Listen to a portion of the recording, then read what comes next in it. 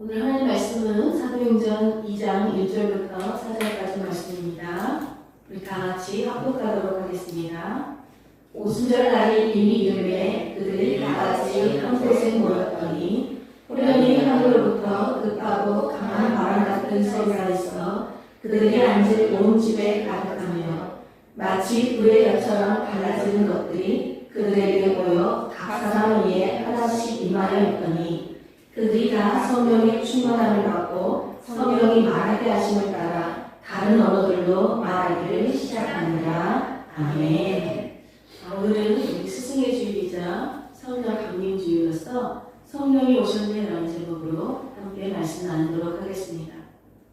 여러분, 예수님은 3년반 동안 제자들에게 하나님의 나라를 보여주셨고 기적과 여러 가지 병 고치는 사역을 통해서 하나님의 나라를 보여주셨고 또 직접 하나님의 나라가 무엇인지 제자들에게 가르쳐 주셨습니다. 그런데 제자들은 죽기까지 주님을 따르겠다는 그 약속을 지킨 제자는 단 한 명도 없었어요. 그러면 예수님은 부활하신 후에 그런 제자들을 찾아가셨습니다. 그리고 성경 어디에도 예수님이 너희가 왜 나를 다 버리고 도망갔느냐? 특히 베드로 너 나를 왜 세 번이나 부인했느냐? 라면서 제자들을 책망하시는 모습은 찾아볼 수가 없습니다. 오히려 아무 일이 없었다는 듯이 제자들을 평상시처럼 대해주시고 40일 동안 다시 하나님의 나라 일을 말씀해 주셨습니다. 여러분, 제자들이 예수님을 버리고 다 도망가 버린 이유, 또 베드로가 세 번이나 예수님을 모른다고 부인한 이유는 바로 하나님의 나라를 제대로 이해하지 못했기 때문입니다. 하나님의 나라이신 예수님이 죽고 다시 살아나야 한다는 말씀을 그래서 믿지도 못한 것이지요. 그래서 여러분, 지금 제자들에게 가장 필요한 것은 무엇입니까? 부활하신 예수님을 모시고 거리를 예루살렘 거리를 활보하면서 예수님 살아나셨지? 라고 자랑하는 것도 아니고 성전에 들어가서 부활하신 예수님을 보여주면서 예수님의 그 부활의 능력을 과시하는 일도 아니었어요. 왜 그랬을까요? 우리 생각에는 그 부활하신 예수님이 예루살렘 전체에도 드러나시면 사람들이 다 예수님을 믿을 것 같은데 왜 예수님은 제자들과 함께 하시면서 40일 동안 말씀을 가르치셨을까요? 왜냐하면 예수님은 40일 후에는 하늘로 또 떠나서 승천하실 분이시기 때문입니다. 예수님이 떠나시면 제자들에게 남는 것은 예수님의 가르침, 예수님의 말씀만 남기 때문인데요. 예수님이 떠나시면 예수님이 십자가에서 죽으시고 부활하신 그 죽음과 부활의 의미만 남기 때문입니다. 그리고 예수님께서 공생애를 시작하실 때 40일 동안 광야에서 마귀의 시험을 받습니다. 그런 다음에 성령 충만한 능력으로 하나님의 나라 복음을 선포하기 시작하고 성령의 충만함으로 말미암아서 하나님 예수님께서 이 땅에 하나님의 나라를 병고치고 많은 사람들을 정말 귀신을 내어주는 사역을 통해서 하나님의 나라를 보여주셨어요. 마찬가지로 이제 제자들은 40일의 시간 동안 자신들이 지금까지 가지고 있던 하나님의 나라에 대한 개념을 바꾸고 새롭게 받아들이는 시간이 필요했습니다. 제자들은 40일 동안 부활하신 예수님으로부터 다시 하나님의 일에 대해서 집중적인 한마디로 성경 공부를 받기 시작했고 이제 세상으로 가서 예수 그리스도의 복음을 전하고 제자 사모하는 사람까지 받았습니다. 그리고 무엇보다 부활하신 예수님께서 이제 승천하시기 전에 마지막으로 제자들에게 당부하신 말씀이 있었어요. 그것이 바로 예루살렘을 떠나지 말고 아버지께서 약속하신 것을 기다리라는 것이었습니다. 여러분, 하나님께서는 하나님의 아들 예수님을 나의 주님으로 믿는 모든 자들에게 선물을 하나 주시기로 약속하셨어요. 그 약속하신 선물이 바로 성령입니다. 예수님은요, 성령님의 도우심으로 마귀의 모든 시험을 이기셨어요. 예수님은 성령님의 도우심으로 이 땅 가운데 하나님의 나라의 복음을 전파하셨고 하나님의 나라를 보여주셨어요. 성령님의 도우심으로 하나님께서 온전히 순종하여서 십자가를 질 수 있었어요. 여러분, 성령님의 도우심으로 예수님의 삶과 사역에서 구원의 역사가 일어난 것입니다. 이제 예수님은 제자들에게 주님의 말씀을 온전히 순종할 수 있도록 그들이 세상에 흩어져서 예수 그리스도의 복음을 전할 수 있도록 또 제자들의 삶과 사역 속에서 놀라운 구원의 역사가 일어날 수 있도록 성령을 기다리라 말씀합니다. 여러분, 기다림이 없이는 성령을 받을 수 없고 성령을 받지 않으면 우리 인간 능력으로는 하나님의 아들이신 예수님을 전하는 증인으로 살 수 없기 때문입니다. 근데 놀라운 것은 1장 14절 15절에 보니까 제자들이 예수님의 말씀에 순종해서 예루살렘에 기도했어요. 근데 그 유한한 다락방에 제자들만 있는 것이 아니라 보니까 예수님을 따르는 여인들도 있었고 예수님의 어머니 마리아와 예수님의 형제들까지 약 120명이 그 다락방에 모여 있었다라고 기록합니다. 무슨 말입니까? 여러분 성령을 예수님을 믿는 모든 자들에게 주시는 하나님의 선물이라는 거예요. 예수님의 제자들에게만 성령이 임하는 것이 아니라 예수님을 믿고 예수님의 약속의 말씀을 믿는 모든 자들에게 주시는 하나님의 말씀이라는 것이지요. 또 무슨 말씀이 됩니까? 이제 성령을 받는 그 하나님의 모든 사람들이 바로 예수님을 증언하는 제자들이 된다는 것이죠. 근데 여러분 110명의 이 성도들이 다 함께 모여서 무엇을 했을까요? 아무것도 안 하고 그냥 가만히 기다리고 있으면 저절로 성령님이 그들 가운데 임하셨을까요? 사도행전의 저자인 누가는 우리가 믿음으로 기다린다는 것이 무엇인지 그리고 누구에게 성령이 임하는지 우리에게 알려줘요. 사도행전 1장 14절 후반절에 보니까 이 110명의 성도들이 한 다락방에 다 모여있는데 무엇을 하느냐? 더불어 마음을 같이하여 오로지 기도에 힘씁니다 라고 기록해요. 아무것도 안 한 것이 아니라 여러분 기도하면서 성령을 기다렸대요. 그런 의미에서 여러분 기도는 하나님을 믿는 아주 가장 적극적인 믿음의 반응이자 동시에 하나님의 말씀에 대한 가장 적극적인 순종의 표현인 것을 알 수 있어요. 여러분 우리가 매주마다 예배드리고 말씀을 들은 후에 우리가 무엇합니까? 다 함께 일어나서 기도하지요. 우리가 왜 기도합니까? 오늘 우리에게 주신 하나님의 말씀을 순종하기로 결단하는 그 믿음의 표현으로 우리가 기도를 드리지요. 근데 여러분 사복음서를 보면요 놀랍게도 예수님 말고는 기도했다는 사람이 언급되지 않아요. 가부의 기도가 나오고 바리새인의 기도와 세리의 기도가 나오지만 그들의 기도는 예수님의 비유에 설명할 때 등장하는 그냥 이야기일 뿐이에요. 그리고 심지어 겟세마네 동산에서 예수님께서 제자들을 데리고 가서 깨어 기도하라 말씀하시죠. 예수님은 열심히 기도하는데 제자들은 어떻게 합니까? 다 졸고 잠을 자지요. 여러분 그랬던 제자들이 지금 예수님이 함께 계시지도 않아요. 또 예수님께서 기도하라고 말씀하신 적도 없어요. 그런데 자발적으로 지금 다 함께 모여서 기도를 하고 있어요. 이것은 무엇을 말씀하는 거예요? 비로소 이들이 마침내 예수님의 약속의 말씀을 믿고 하나님의 나라와 그를 위한 순종의 삶을 살기 시작했다는 것을 의미하지요. 그리고 무엇보다 예수님을 믿고 따르는 이 순종의 첫 출발이 흩어져서 막 오분전도를 하는 것이 아니라 다 함께 모여서 기도하였다는 것은요. 여러분 기도가 없이는 우리가 복음을 살아낼 수도 없고 기도하지 않고는 복음을 전할 수도 없고 여러분 기도 없이는 성령이 임재하고 성령의 역사를 경험할 수 없다는 것이지요. 여러분 성령님은 누구에게 임해요? 바로 기도하는 사람들에게 임재하고 기도하는 사람들을 통해서 역사하시는 분이시라는 것이죠.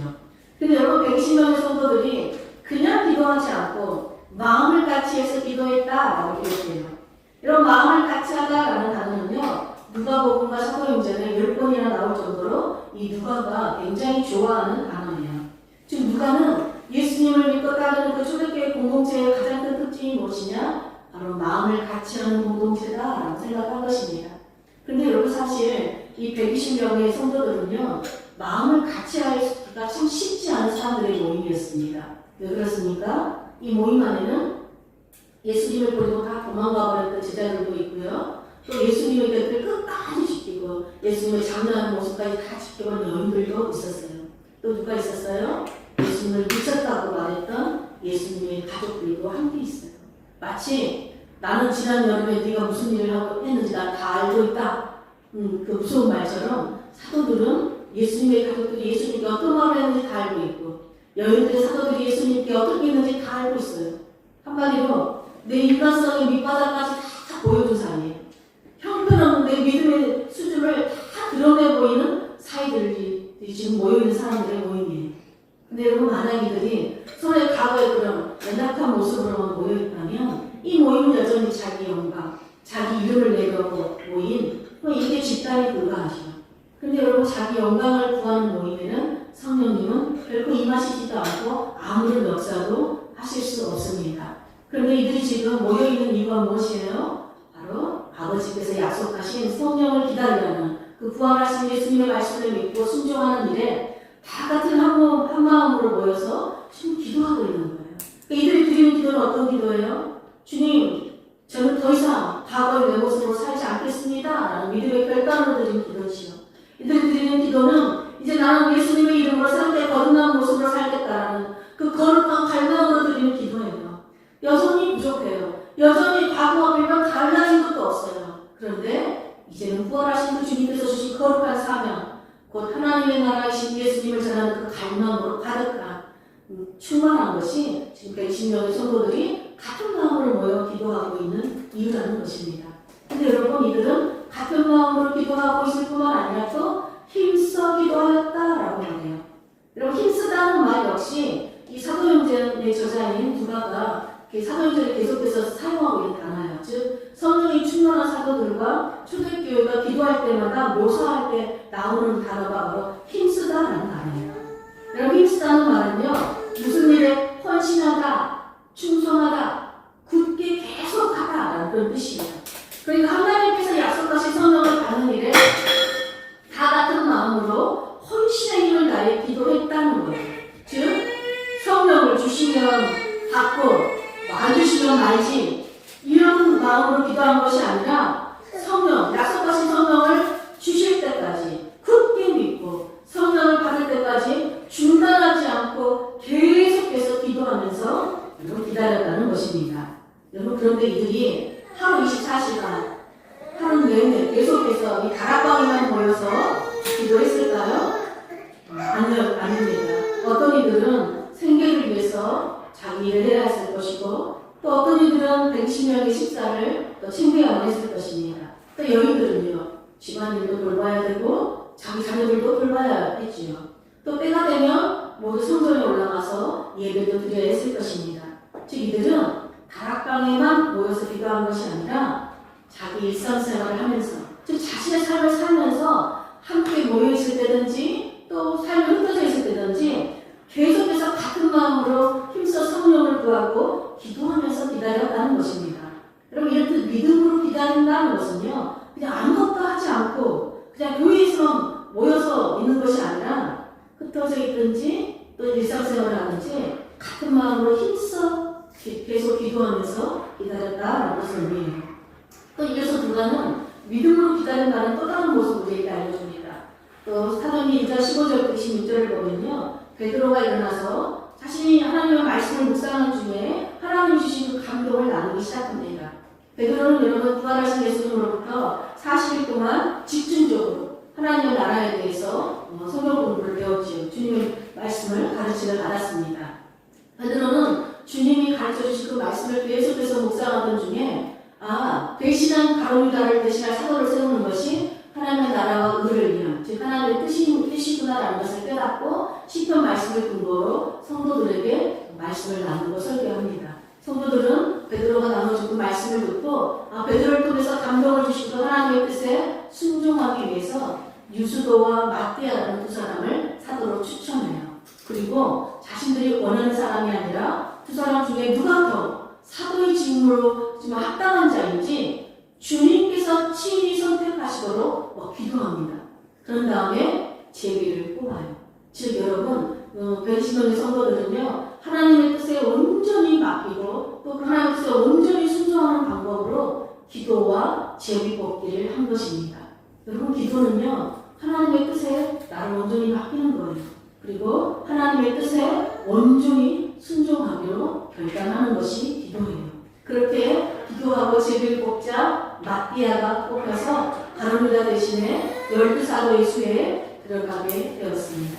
여러분, 이렇게 120명의 성도들은 다 같이 한 곳에 모여서 같은 마음으로 힘써 기도하면서 함께 여러분 성령님을 기다렸을 뿐만 아니라 또 무엇을 하면서 기다렸습니까? 하나님의 말씀을 묵상하고 그 말씀을 나누고 그 말씀에 순종하면서 약속하신 성령을 믿음으로 기다렸다는 것이에요. 한마디로 말씀과 기도로 하나님을 예배하면서 기다렸다는 것입니다.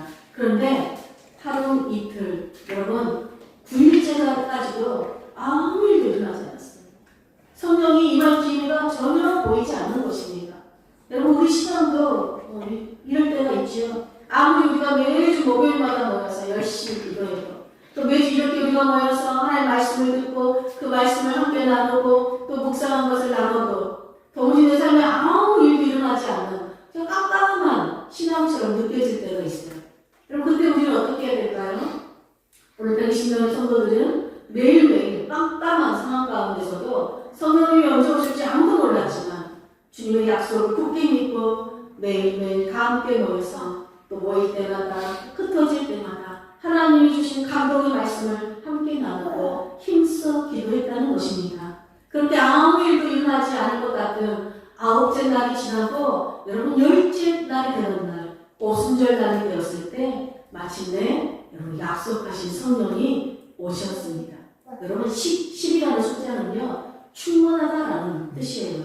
그러니까 120명의 성도들이요 다 같은 마음으로 힘써 말씀과 기도로 여러분 충만해지자 그때 하늘로부터 급하고 강한 바람 같은 소리가 그들의 모인 온 집에 가득하였고 그 불의 혀 같은 갈라지는 것들이 각 사람 위에 하나씩 임하는 것이었습니다. 여러분 이 말은 무슨 말일까요? 다른 말로 하면요 성령님이 이 성도들이 기도와 말씀으로 충만할 때까지 여러분 기다려 주셨다는 거예요. 하루 말씀과 기도로 기도할 때 성령님이 임한 것이 아니라 10째 날에 임했다는 것은 그들이 충만해졌기 때문에 드디어 성령님도 충만하게 그들 가운데 임한 것이지요. 그러나 여러분 우리도 여러분 계속해서 기도하고 말씀할 때 여러분 기도와 말씀이 충만해질 때까지 포기하지 않고 끝까지 우리가 기도와 말씀으로 예배함으로 성령 충만함을 경험하시기를 축복합니다. 여러분 성령님은 정말 어떤 추상적인 개념으로 우리에게 임하시지 않았죠. 우리가 눈에 보이도록 우리 귀에 소리가 들리도록 아주 구체적이고 실제적으로 우리 삶에 우리 가운데 임하셨습니다. 모두가 성령 충만함을 받게 되자 어떤 일이 벌어집니까? 놀랍게도 성도들이 자신들이 사용하는 언어가 아니라 다른 말로 다른 언어로 말하기 시작했어요. 즉 자기가 하는 말은 무슨 말을 하는지 몰랐지만 놀랍게도 자기가 하는 말을 그 모국어로 가진 다른 사람들은 다 알아들을 수 있는 그런 방언을 한 것입니다. 여러분 성령님이 임하자 성도들은요 내 언어로 말하지 않았어요. 남들은 알아듣지도 못하는 어려운 전문 용어를 사용하거나 다른 사람을 소개시키는 그런 알아듣지도 못하는 그런 말을 한 것이 아니었다는 거예요. 즉 성령님이 말하게 하신 언어는 무슨 언어였어요? 다른 사람과 세상과 소통이 되는 언어였다는 것입니다. 그럼 어떻게 이런 일이 일어날 수 있었을까요? 성령님은 우리 말에 귀를 기울이시는 분이시고 우리 아픔에 공감하시는 분이시고 우리가 알아들을 수 있는 말씀으로 우리를 위로하시는 분이시고 우리와 소통하시는 하나님의 거룩한 영이시기 때문입니다. 그러면 여러분 성령 충만한 이 공동체인 교회는요 우리끼리만 알아듣는 말을 하는 것이 아니라 또 우리끼리 알아듣는 말로 전도하는 것이 아니라 다른 사람이 알아들을 수 있고 공감할 수 있는 그 말과 문법으로 여러분 다가가는 것이 필요하다는 것이에요. 제가 여러분 매주마다 이 말씀을 준비하죠. 그 말씀을 준비하고 매주마다 여러분들을 위해서 기도하는 것이 무엇일까요? 바로 어떻게 하면 여러분들이 알아들을 수 있는 말로 전할까? 어떻게 하면 이 말씀을 들을 때 여러분들이 귀에 들려지고 여러분들의 말씀이 깨달아지고 그것을 알아들을 수 있을까? 이것을 위해서 말씀을 준비하고 또 기도를 준비해요. 여러분 만약에 나만 알아들을 수 있는 말을 열심히 전하면 무슨 의미가 있겠어요? 아무 의미가 없지 않겠습니까? 또 여러분 제가 아무리 쉬운 말로 말씀을 전해도 여러분들이 성령님이요 지혜와 계시를 주지 않으면 여러분들 알아들을 수도 없고 깨닫지도 못해요. 그러니까 우리가 매주마다 예배에서 기도할 때 무슨 기도를 하는 거예요? 여러분 전하는 자와 듣는 자가 다 성령으로 충만해야 되는 거예요. 그래야지 전하는 자도 다른 사람이 알아들을 수 있게 전하는 거고 듣는 사람도 알아들을 성령을 통해서 알아들을 수가 있는 것입니다. 여러분 이렇게 성령님은 우리 모든 소통할 수 있도록 문을 열어주시는 분이세요. 여러분 부부관계에 왜 불통이 일어나죠? 내 언어, 내가 하고 싶은 말을 하기 때문에 그래요. 상대방의 언어로 말하지 않기 때문이죠. 여러분 아이들하고 부모가 왜 불통이 일어나요? 여러분 부모가 자녀의 언어로 말하고 자녀의 눈높이로 말해줘야 되는데 부모의 말로 말하니까 아이들이 알아볼 수 없는 것입니다. 바라기는 여러분 정말 모든 관계, 부부관계든지 또 일반 모든 사람들의 관계든지 또 부모와의 관계든지 정말 모든 관계 안에서 여러분 성령을 구하십시오. 성령님, 제가 어떤 말로 이 사람과 대화를 해야 될지 지혜를 달라고. 그래서 성령님이 주시는 그 말로 소통하는 저와 여러분 되시길 축복합니다.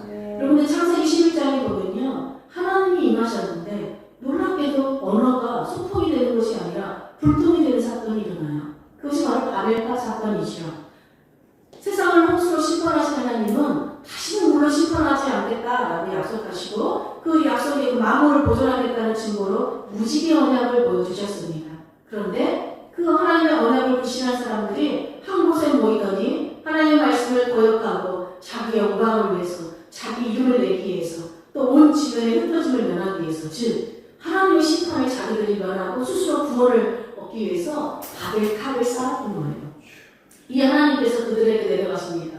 그리고 하나님께서 그들의 언어를 혼잡하게 하시고 그리고 같은 말을 하면서 알아듣지 못하는 불통이 일어나게 해요. 그러자 그들이 온 지면에서 흩어져 버립니다. 여러분 창세기 11장은 분명하게 온 땅의 언어도 하나요. 말도 하나였는데 하나님이 임재하시자 알아들을 수 없는 언어의 불통이 일어나서 뿔뿔이 흩어져 버렸다라고 말해요. 그런데 오늘 사도행전 2장을 보니까요. 뿔뿔이 흩어졌던 사람들이 각기 다양한 언어를 가지고 예루살렘에 모였는데 모두가 알아들을 수 있는 완벽한 의사소통이 일어난 것이지요. 성령 충만한 사람, 즉 성령의 통치를 받는 사람은 자신의 이름을 내고 자기의 말을 하는 사람이 아니라 자기 스스로 구원을 모색하는 사람이 아니라 구원의 이루신 예수 그리스도의 이름을 전하고 그분의 영광을 구하는 자들이기 때문입니다. 여러분 성령을 받은 120명의 성도들이 각기 다른 언어로 말하는 것을 본 사람들이 어떻게 반응합니까? 7절에 보니까 다 놀라 신기하게 됐다. 또 12절에는 다 놀라며 당황하였다. 13절에는 어떤 이들은 조롱하며 이르기를 그들이 세술에 취하였다라고 말했어요.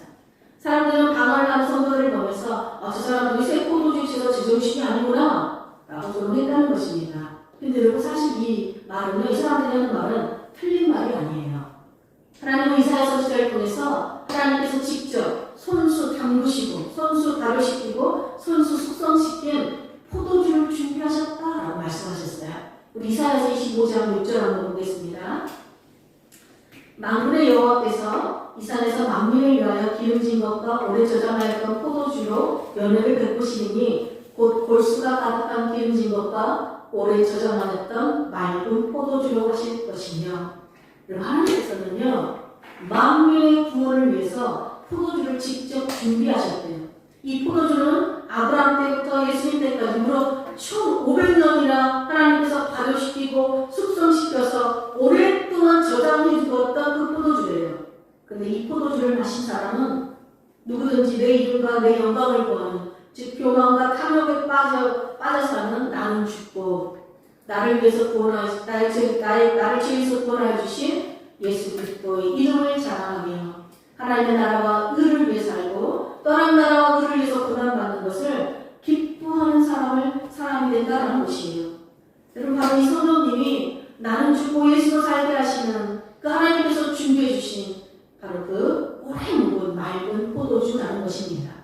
여러분 우리는 세상 사람들로부터 아유 저 사람은 정말 제정신이 아니냐라고 생각할 만큼 그런 말을 들을 만큼 성령 충만한 삶을 살고 계십니까? 그럼 예수님께서 70명의 제자들을 파송할 때 이렇게 말씀하시죠. 내가 너희를 보내는 것이 이리 가운데 보내는 양과 같다. 정말 세상 가운데 혹시 너희들한테 잡혀먹을지 않을까 걱정된다. 주님 말씀하셨어요. 근데 혹시 이런 분들이 있을지 모르겠어요. 예수님 걱정하지 마세요. 우리가요 이리처럼 말해요. 그리고 이리처럼 생각하고요. 그리고 이리처럼 행동하고 이리처럼 살아가지고요. 세상 사람들이 아무도 우리가 양인지 몰라요. 다 우리가 다 같이 일인 줄 알아요. 혹시 이렇게 살고 있는 건 아닙니까? 정말 간절히 바라기 우리 외교분 교회는 세상 사람들로부터 저 사람들은 자기도 가진 것도 없는 주제에 저 교회는 자기들 건물도 없는 주제에 부지런히 돈을 저축해서 자기들을 위해 살지 이렇게 다른 사람 도와준다고 돈을 낭비해 정말 정신 나간 사람들 아니야? 저 사람들이 매주 모여서 예배하고 기도하고 묵상한다고 한국 같은 휴일을 시간을 정말 낭비하는 정말 정신 나간 사람들 아니야? 이런 말을 듣는 공동체가 되기를 축복합니다. 여러분 우리는 내 말이 아니라 성령의 감동을 따라서 성령님께서 주신 지혜로 다른 사람과 소통할 때는 살기를 축복합니다. 내 이름이 아닌 예수 그리스도 이름을 자랑하고 내 영광이 아니라 하나님의 나라와 의를 구하는 그런 공동체가 되기를 축복합니다. 그런데 여러분 그러기 위해서는 우리도 백신령의 성도들처럼 함께 있든지 흩어져 있든지 계속해서 같은 마음으로 힘써 기도하고 같은 마음으로 힘써서 하나님 말씀에 순종하는 이런 충만한 영적인 연합을 이루어야 돼요. 즉 말씀과 기도로 충만한 영적인 그 예배를 이루는 공동체에 성령님이 오셨고 성령님이 역사하셨어요. 그 성령님의 통치를 받자 내 이름 내 영광을 받은 사람들이 하나님의 나라와 의를 구하고 예수 그리스도 이름을 자랑하는 완전히 다른 존재로 변화되었어요. 즉 나는 죽고 예수로 사는 구원의 역사가 일어난 것입니다. 여러분 하나님께서 언제 우리를 가장 기뻐하고 여러분 언제 우리에게 가장 큰 영광을 받으실까요? 바로 우리가 인간다울 때예요. 그렇다면 여러분 우리가 어떤 삶을 살 때 그것이 인간다운 삶이 될까요? 바로 우리를 지으신, 우리를 인간으로 지으신 그 하나님과 관계를 맺고 그분의 말씀에 순종하는 구원받은 하나님의 자녀로 살아갈 때이죠. 이 구원받은 하나님의 자녀로 살도록 즉 우리를 인간답게 살도록 우리 삶을 지도하시고 가르치시고 인도하시는 좋은 선물, 좋은 스승님이 바로 성령님이시라는 것입니다. 여러분 우리 인간 능력으로는요 내가 죽고 예수로 살 수 없어요. 오직 성령의 통치를 받고 사는 것 이것이 내가 죽고 예수로 사는 구원의 삶이라는 것입니다. 이것이 바로 성령의 통치를 받고 사는 것 이것이 우리가 인간다운 삶이고 하나님이 기뻐하시고 하나님께서 영광 받으시는 삶이라는 것입니다. 사랑하는 여러분 예수님 믿는 우리에게 여러분 인간답게 살게 하시는 성령님이 오셨습니다. 여러분 믿으십니까? 그 성령님이 우리 인생에 가장 좋은 스승이에요. 좋은 선물이에요. 우리 가정에 가장 필요하신 분이세요. 우리 가정의 소통을 위해서, 우리 교회 소통을 위해서, 세상 사람들과 소통을 위해서 가장 필요한 선물이 바로 성령님이시라는 거예요. 그러므로 우리 뇌기꾼 교회는 흩어져 있든지 또 항상 이렇게 모여서 예배하든지 어디에 있든지 무엇을 하든지 항상 같은 마음으로 힘써 기도하고 또 같은 마음으로 힘써 하나님의 우리에게 주신 하나님의 말씀을 믿고 순종함으로 여러분 충분한 영적인 연합을 이루는 그래서 성령의 통치를 받는 그 구원받는 하나님의 자녀를 살아가시길 축복합니다. 매일매일 그 성령의 인도하심을 구하서 내 말이 아니라 성령님께서 주신 그 지혜로 다른 사람과 소통하는 말을 하고 내 영광이 아니라 하나님의 나라와 의를 구하고 그래서 하나님의 꿈이 우리의 비전이 되고 예수님의 그 성품이 우리의 인격이 되고 그 성령님의 권능이 우리의 능력이 되는 나는 죽고 예수로 사는 그 성령의 사람들로 사는 저와 여러분 되시기를 간절히 축복합니다. 아멘.